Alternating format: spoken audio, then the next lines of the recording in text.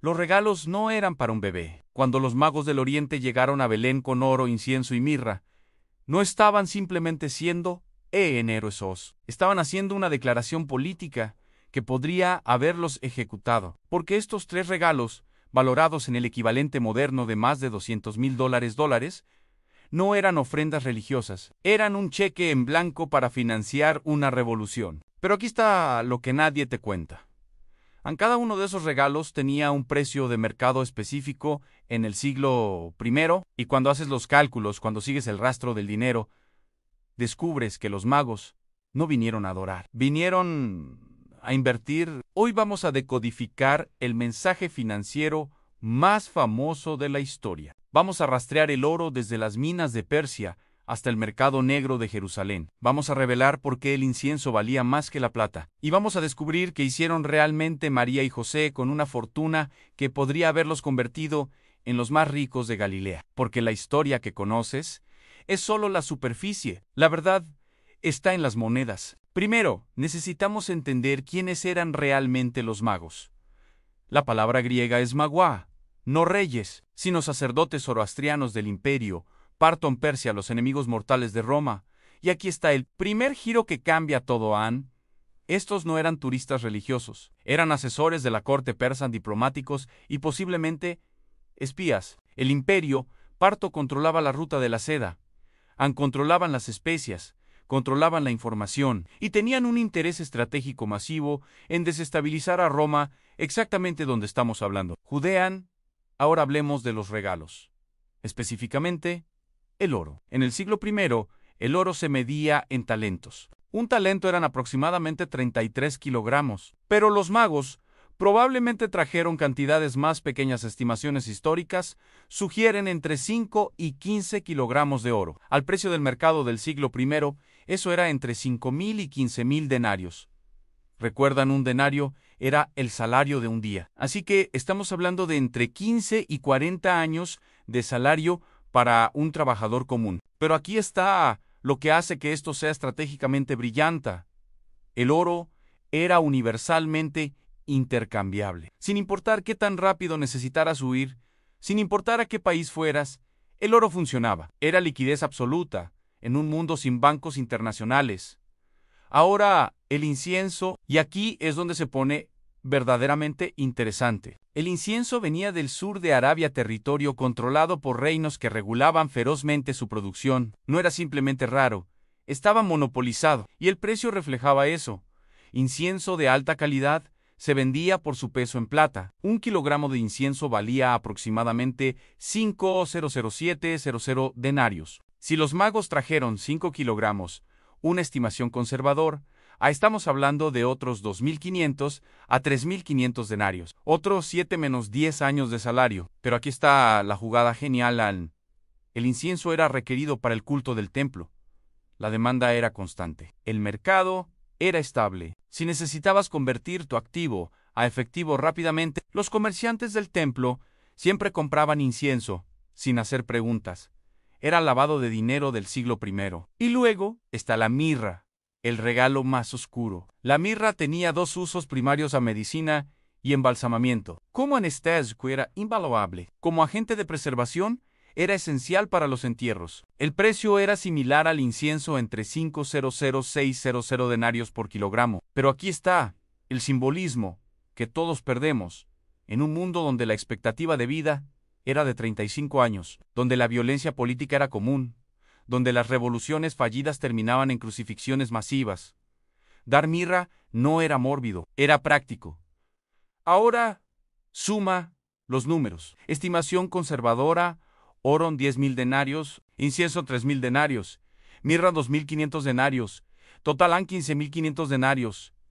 Eso es 42 años de salario. En dólares modernos, ajustando por poder adquisitivo, estamos hablando de entre $20,000 y $300,000. Los magos no dejaron regalos de bebé, dejaron capital de riesgo y estaban apostando en una criatura específica. Pero ¿por qué? Volvamos 30 años antes del nacimiento de Jesús en Persia. 37 A.C.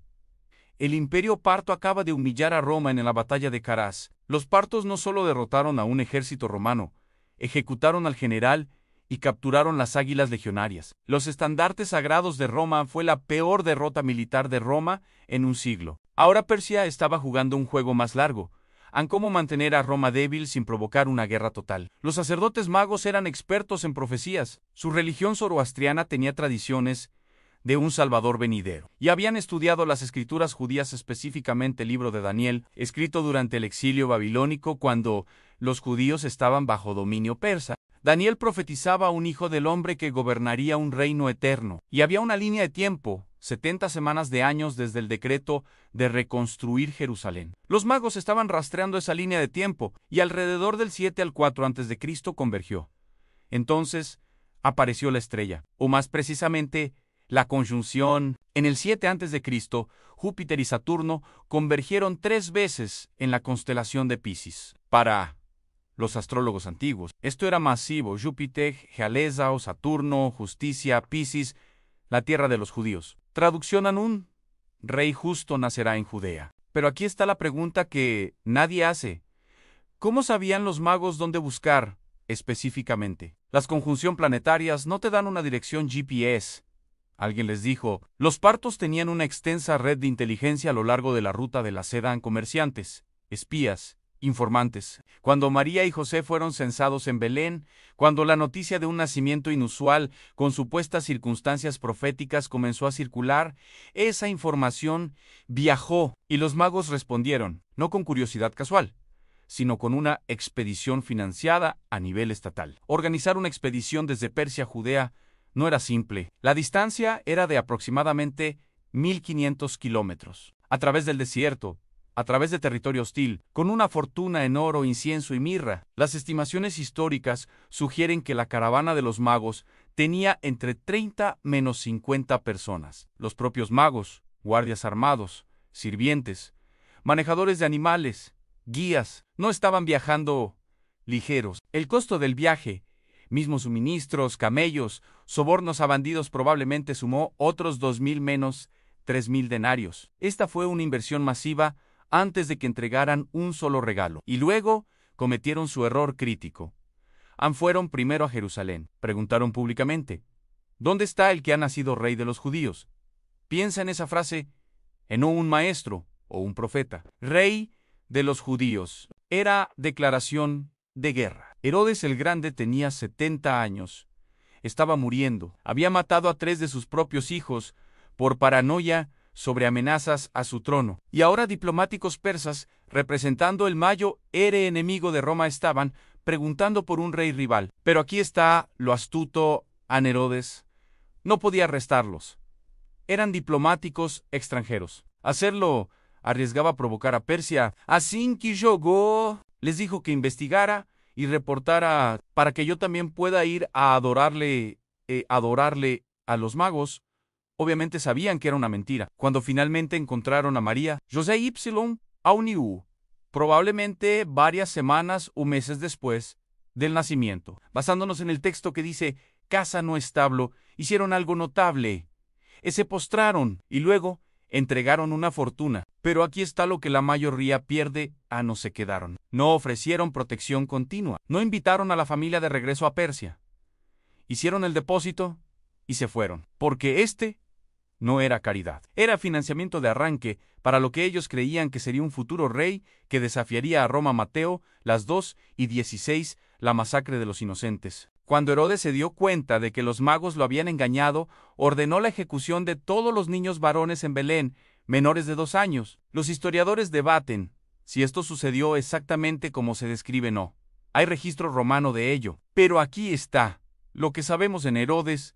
Absolutamente era capaz de tal atrocidad. Ya había cometido múltiples asesinatos en masa, y aquí está el detalle económico que nadie nota. ¿Cómo escaparon María y José? El texto dice que huyeron a Egipto. Egipto estaba a más de 600 kilómetros, a través del desierto del Sinaí, con un bebé. Ese viaje requería suministros para semanas, animales de carga, dinero para pasar fronteras, dinero para establecerse en Egipto, dinero para vivir años en el exilio. Una familia de carpinteros no podía costear eso, pero una familia con 15.000 denarios en activos líquidos absolutamente podía. Aquí está la secuencia probable de causa Y efecto 1. Unos magos entregan los regalos. 2. A José el carpintero, no siendo tonto, inmediatamente entiende que esto los pone en peligro masivo. 3. Comienzan a planear una salida. 4. Cuando las tropas de Herodes se mueven, ya tienen efectivo convertido y suministros comprados. 5. Cruzan a Egipto, donde la gran población judía proporciona cobertura. 6. Usan el oro para establecer un taller de carpintería. 7. Esperan la muerte de Herodes. Herodes muere en el 4 a.C. Finalmente es seguro regresar. Pero aquí está la pregunta que nadie hace. ¿Qué pasó con el dinero restante? Si usaron, digamos, 3,000 denarios para el escape y 2,000 para establecerse en Egipto, todavía quedarían 10,000 denarios. Eso es suficiente para comprar tierra, para establecer un negocio importante, para asegurar a la familia de por vida. Pero cuando regresan a Nazaret, son carpinteros de clase trabajadora. José trabaja con sus manos. ¿A dónde fue el dinero? Aquí hay 3 teorías, y cada una revela algo fascinante. En teoría 1, lo gastaron en educación. Lucas menciona que a los 12 años, Jesús estaba debatiendo con maestros del templo y asombrándolos. Ese nivel de educación religiosa no era común para los hijos de carpinteros. La educación con escribas y rabinos de élite costaba dinero. Mucho dinero. Si José y María invirtieron los regalos de los magos en darle a Jesús la mejor educación teológica posible, convertirían capital financiero en capital intelectual. Invirtieron en el producto que los magos habían financiado. Teoría 2. Lo escondieron. En un mundo sin bancos, sin cajas fuertes, sin seguridad, excepto lo que podías defender físicamente, tener riqueza era peligroso. Llamaba la atención. Invitaba a robo, extorsión, impuestos más pesados. Familias ricas a menudo enterraban tesoros. De hecho, los arqueólogos todavía encuentran cachés de monedas del siglo I, enterradas en tarros. Si José enterró el tesoro, planeando usarlo más tarde, pero luego murió antes de que Jesús fuera adulto, María pudo haber dejado que permaneciera escondido. Vivir pobre era más seguro que vivir rico. Teoría 3. Lo donaron. Aquí está la teoría más intrigante. Lo distribuyeron deliberadamente. Cuando Jesús comienza su ministerio a los 30, viaja constantemente. Nunca parece tener problemas de dinero. Juan 12 menciona que su grupo tenía una bolsa de dinero administrada por judaos, mujeres ricas como Juana, esposa del administrador de Herodes, y Susana los apoyaban de sus propios medios. Pero aquí está el giro.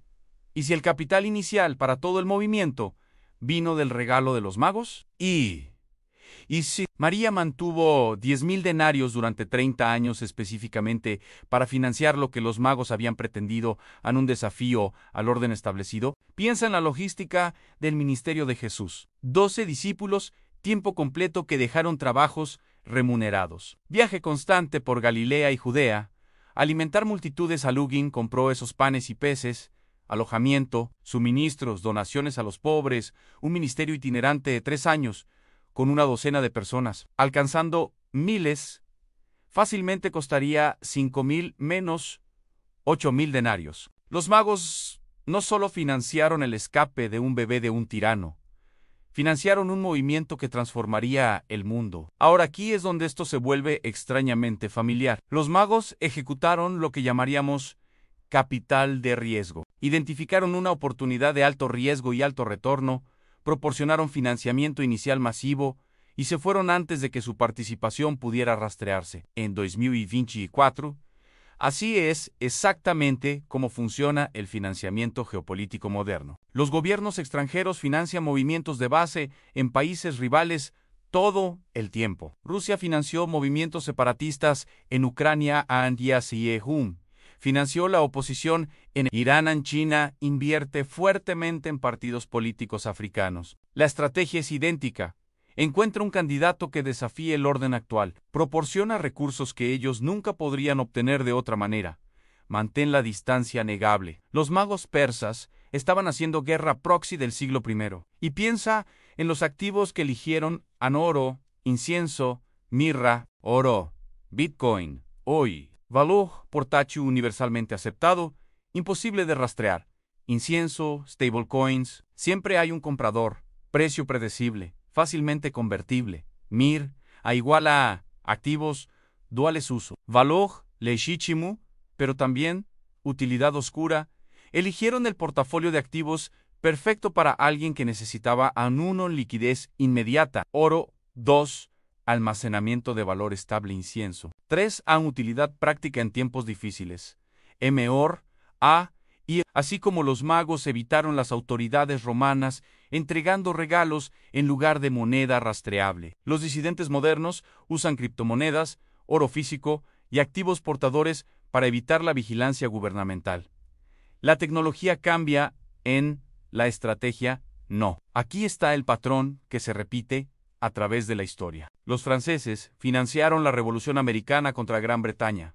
Los británicos financiaron a los insurgentes contra Napoleón. La CIA financió a los muyahidines afganos contra los soviéticos. Los magos persas financiaron a un carpintero judío contra Roma. Cada gran movimiento que desafió un imperio tuvo financiamiento extranjero, porque las revoluciones son caras y nadie financia revoluciones por caridad. Lo hacen porque los imperios de otras personas les hacen débiles. Entonces, ¿qué sacamos de la inversión financiera más famosa de la historia? Primera lección: todo movimiento transformador tiene una fuente de financiamiento. Los magos nos enseñan que las grandes ideas no son suficientes. Los profetas necesitan presupuestos. Los movimientos necesitan capital operativo. Y alguien, en algún lugar, tiene que escribir el cheque. Cuando ves un movimiento social, un candidato político o una figura religiosa que sube rápidamente, pregunta: ¿de dónde viene el dinero? Porque el dinero revela intenciones mejor que las palabras. Los magos no financiaron a Jesús porque creían en la teología judía. Lo financiaron porque debilitar a Roma beneficiaba a Persia. El bebé se convirtió en el hombre que desafió el imperio exactamente como planearon. Las intenciones evolucionan, pero el financiamiento inicial siempre da forma a la trayectoria. Segunda lección: la diversificación de activos ha sido esencial para la supervivencia durante 2000 años. Oro, incienso, mirra, 3 activos diferentes con diferentes propiedades. Liquidez oro, estabilidad incienso, utilidad práctica mor. A José y María enfrentaron colapso económico, exilio forzado, años de refugio e incertidumbre política. Sobrevivieron porque tenían un portafolio diversificado de activos que funcionaba en múltiples escenarios. En 2024, vivimos en una era de incertidumbre similar. Inflación, inestabilidad geopolítica, colapsos bancarios, guerras comerciales. Los activos que te salvan no son los que tienen el mayor retorno en tiempos buenos, son los que mantienen valor en tiempos malos. ¿Podrías huir de tu país con 24 horas de aviso y mantener tu riqueza? Si la respuesta es no, tu portafolio de activos no es lo suficientemente ágil. Tercera lección: el capital financiero solo es transformador cuando se convierte en otro tipo de capital. Los regalos de los magos podrían haber convertido a Jesús en un terrateniente rico. En cambio, se convirtieron en educación, movilidad, seguridad y eventualmente un movimiento. Capital financiero, capital humano, educación, capital humano, capital social, discípulos, seguidores, capital social, capital cultura, ideas que cambiaron el mundo. Cada startup exitoso hace lo mismo. El dinero del capital de riesgo no tiene valor por sí mismo. Solo importa cuando se convierte en producto, equipo, distribución, marca. Los magos entendieron esto. No dejaron oro para que se sentara en una bóveda. Dejaron oro para ser transformado en influencia. Y funcionó más allá de sus sueños más locos. Pero aquí está el pensamiento incómodo que debemos enfrentar. Si los regalos de los magos eran inversión estratégica más que adoración pura, si estaban apostando en desestabilización política más que profecía religiosa, si estaban jugando ajedrez geopolítico mientras fingían devoción espiritual, ¿qué más en la historia que pensamos que conocemos está realmente sobre dinero, poder e intereses estratégicos disfrazados de algo noble? Cada templo fue también un banco. Cada rey fue también un negocio. Cada movimiento espiritual tuvo consecuencias económicas. Y hoy no es diferente. Los magos nos dejaron 3 regalos, pero también nos dejaron una pregunta cuando veas actos de aparente densidad, cuando veas financiamiento de movimientos, cuando veas riqueza fluyendo hacia causas que desafían el poder. ¿Estás viendo caridad o estás viendo estrategia? Porque la línea entre las dos ha sido borrosa durante al menos 2000 años, y aquellos que entienden la diferencia, como los magos son, los que dan forma al mundo, el oro, el incienso y la mirra, no eran solo regalos, eran declaraciones, herramientas, en capitale, y cambiaron todo. Si esta historia cambió como ves, no solo la Navidad, sino como ves el poder, el dinero y los movimientos históricos, déjamelo saber en los comentarios. ¿Crees que los magos eran adoradores sinceros o inversores estratégicos? ¿Ambos importa? Y si quieres más investigaciones profundas que revelan las fuerzas económicas ocultas detrás de momentos históricos famosos, suscríbete ahora, porque cuando sigues el dinero, la historia real siempre emerge. Gracias por ver. Y recuerda, a los regalos siempre tienen un precio, y ese precio siempre cuenta una historia.